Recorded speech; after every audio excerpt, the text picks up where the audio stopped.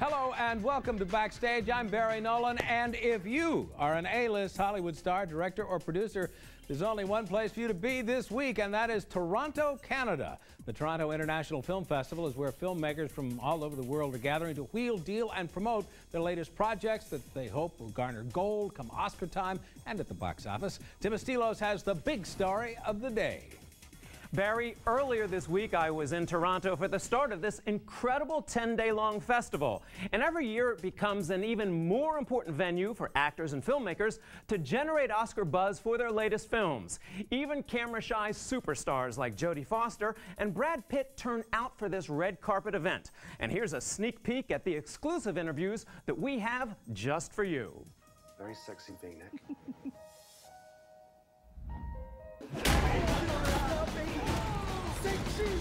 Opening to rave reviews at this year's Toronto Film Festival is Jodie Foster's portrayal of a victim turned vigilante in The Brave One.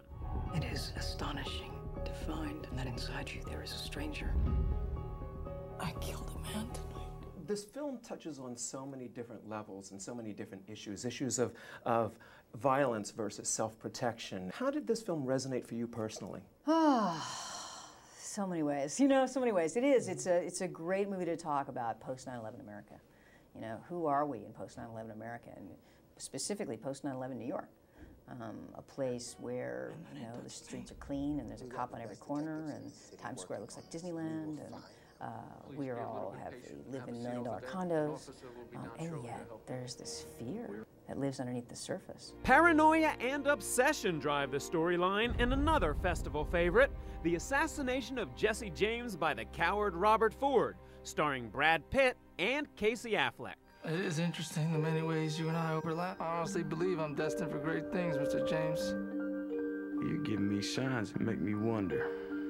Maybe your mind's been changed about me. We're dealing with the last year of his life when I think there was a real growing sense of paranoia, a paranoia that would ultimately consume him, and a justified paranoia.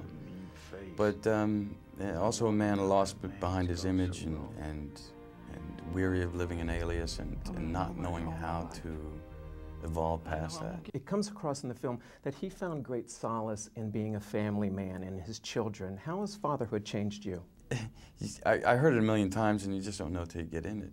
But it becomes the most important thing in your life, and everything else pales accordingly. What has motherhood done to change your life most significantly? Not living your life for yourself is a big change, and changes everything you do and your reason for living.